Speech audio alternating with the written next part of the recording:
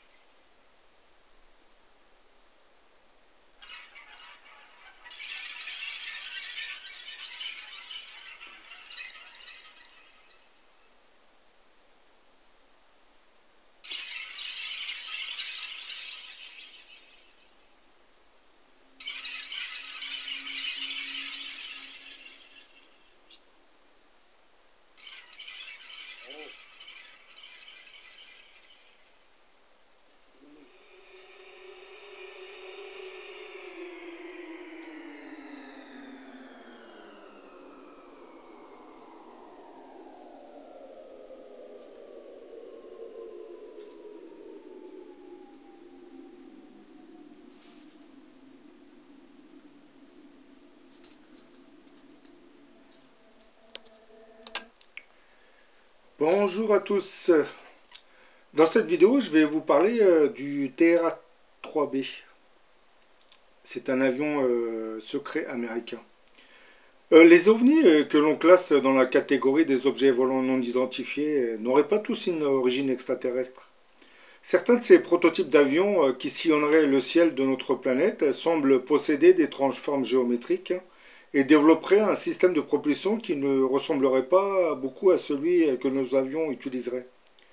Leur forme étrange et leur mode de propulsion fait que nous les assimilions souvent à des appareils extraterrestres venus d'ailleurs. Nous faisons cette association parce que nous ignorons complètement les programmes militaires que développeraient certains de nos gouvernements, et cela dans le plus grand secret. Par exemple, du côté américain, on ne peut pas imaginer la multitude d'incroyables appareils qui sortiraient des hangars secrets de la zone 51. Nombre de ces appareils utiliseraient des technologies obtenues grâce à la rétro-ingénierie d'ovnis extraterrestres, récupérées lors de crash. Pendant la guerre du Golfe, par exemple, en 1991, toute la planète avait été surprise en voyant les petits bombardiers américains F-117. Avec une allure futuriste à la forme triangulaire, le F-117 était indétectable au radar et d'une efficacité assez incroyable. En récupérant la technologie extraterrestre, les États-Unis se seraient lancés depuis les années 40 dans une multitude de programmes dont le projet Senior Citizen, qui désignerait en fait un programme de recherche scientifique d'où serait sorti entre autres le fameux avion Aurora, dont vous voyez un peu l'image.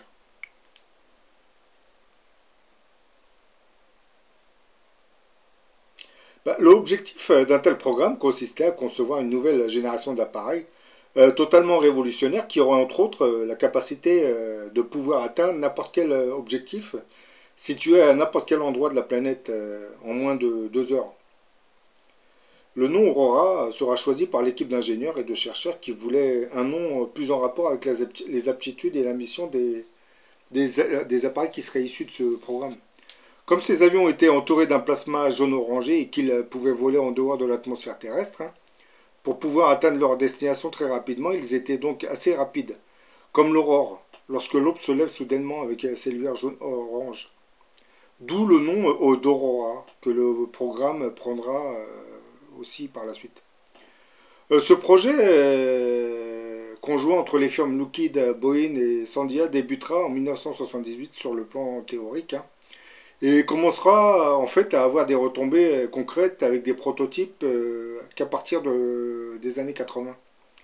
Après le Blackbird, les chercheurs américains travailleront sur un nouveau modèle beaucoup plus performant qu'ils baptiseront le TR-3A. Et par la suite lui succédera le quatrième modèle d'avion top secret, le TR-3A, et le TR-3B, qui avait une forme triangulaire, avait en fait été révélé au monde pour la première fois lors de la vague belge qui avait eu lieu entre 1989 et 1991. Il a fallu attendre l'avènement de l'Internet et de nombreuses années pour enfin savoir ce qu'étaient réellement ces triangles volants, à savoir un TR-3B qui sont d'ailleurs régulièrement photographiés un peu partout dans la planète, voire filmés comme vous venez de le voir dans la vidéo. Le TR-3B, surnommé Astra, a été vu en de nombreux endroits de la planète.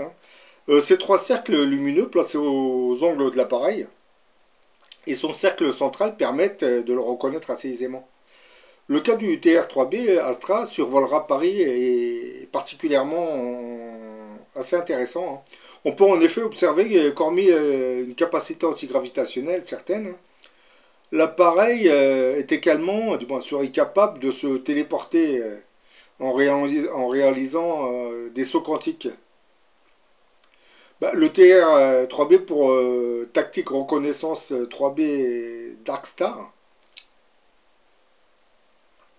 Donc le TR-3B qui succédera au TR-3A est en fait une aile volante, comme vous le voyez là sur la vidéo, développée plusieurs années auparavant, mais moins grande et biplace. Le TR-3B Darkstar était le premier modèle d'une nouvelle gamme d'appareils en antigravitation appelée Astra, pour Anti-Gravity Spatial Tactical Reconnaissance Aircraft. Voilà pourquoi l'appellation TR-3B est souvent suivie du terme Astra. Le TR-3B est un engin de forme triangulaire, de 7 à 8 mètres d'épaisseur et d'une centaine de mètres de côté. C'est assez impressionnant quand même. Les lumières aux trois coins de la structure et la lumière centrale sont des propulseurs à antigravitation, identiques au système de propulsion des soucoupes volantes.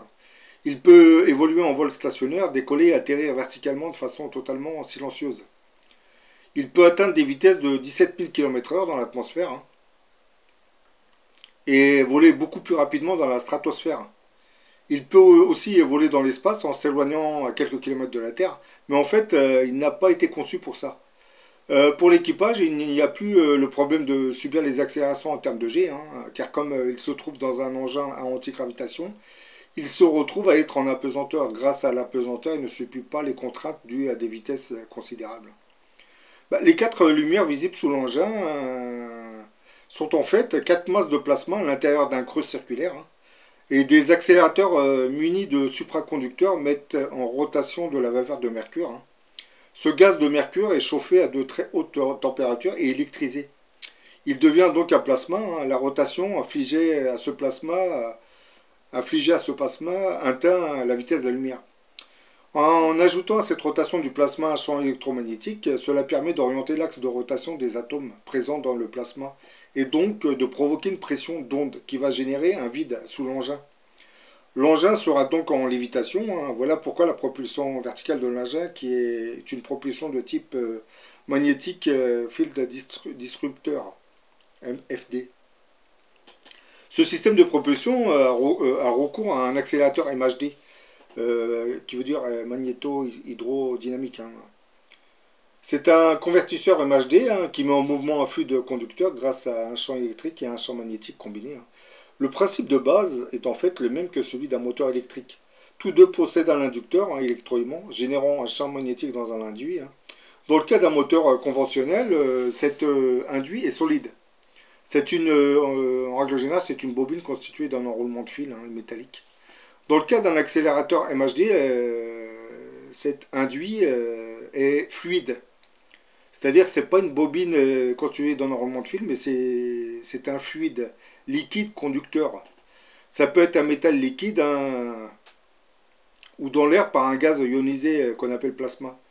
Bah, les accélérateurs MHD n'utilisent donc pas de pièces mécaniques mobiles, contrairement aux moteurs électriques traditionnels. Ils convertissent directement l'énergie électromagnétique en énergie cinétique. Bah, un fluide est mis en mouvement dans un champ magnétique par un champ électrique débutant en courant électrique aux bornes d'électrodes immergées dans le fluide.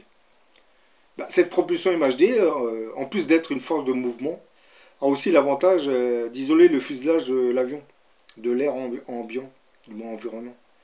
Donc de le protéger de la très forte chaleur dégagée et aussi des vibrations dues à la très grande vitesse de l'appareil. Et aussi de supprimer ce qu'on appelle le mur de la chaleur et les ondes de choc devant l'avion. Bah, plus l'avion va vite et plus la chaleur au nez de l'avion devient une barrière naturelle à la pénétration dans l'air. Donc empêche d'atteindre de très grandes vitesses. Bah, aurait fallu découvrir, du moins ils ont découvert un procédé totalement innovant pour assurer la conduction de l'électricité sur tout le fuselage de l'appareil, sans utiliser des câbles de cuivre normal qui auraient fondu à cause de la chaleur provoquée par la vitesse. Bah, la question pour les ingénieurs était de trouver un matériau conducteur qui n'offrait aucune résistance à l'électricité. Bah, la solution avait été trouvée en liquéfiant de l'hélium et en le refroidissant à moins de 272 degrés Celsius. Avec cette technique, n'importe quel métal devient un conducteur qui laisse passer l'intégralité du courant qu'il traverse. Ben, il n'y a plus aucune perte, c'est ce qu'on appelle des supraconducteurs. Et il y avait aussi que plus le courant électrique circule rapidement et plus l'avion peut aller vite. Et ce sont donc ces fils de cuivre supraconducteurs qui recouvrent le fuselage du TR-3B. Voilà, comme vous voyez, sur le TR-3B qui avait survolé la ville de Paris, on voit bien deux petits ailerons à l'arrière de l'appareil. Bon, vous les voyez là, et là. Et là, vous voyez une autre photo du TR-3B, vous voyez là, et vous avez les mêmes ailerons. Mais là, il n'est pas sur la ville de Paris, ce qui prouve que c'est bien le TR-3B qui avait survolé la ville de Paris. D'ailleurs, je vais vous faire montrer la petite vidéo du TR-3B en train de survoler la ville de Paris. Dans une autre vidéo, j'avais parlé de cet appareil pour une thématique sur les ovnis. Mais bon, je savais très bien que cet appareil n'était pas de type extraterrestre. Je savais plus ou moins que c'était le TR-3B, mais si j'ai mis cette vidéo, c'est que du côté extraterrestre, il existerait des appareils qui ont des formes triangulaires aussi. Donc le TR-3B, c'est un appareil secret américain, mais il existe tout de même des appareils extraterrestres qui ont aussi cette forme. Faut pas trop l'oublier.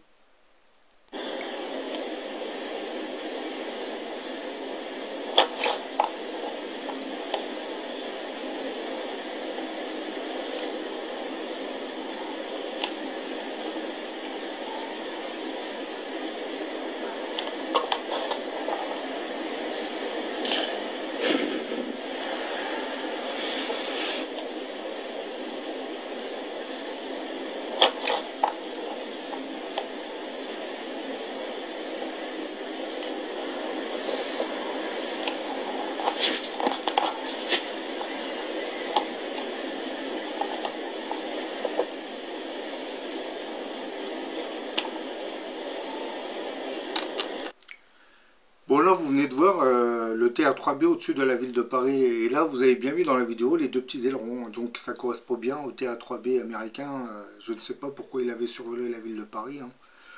Peut-être pour une démonstration, pour faire montrer une partie de leur technologie. Mais bon, mon hypothèse, c'est que l'activité extraterrestre en France serait en train de se développer pour la préparation de l'avènement de ce mystérieux grand monarque. Donc je pense que les Américains se permettent de survoler la ville de Paris pour montrer qu'ils sont bien ici. et qu'il possède une technologie assez sophistiquée aussi. Bon, je vous dis à la prochaine pour une autre vidéo.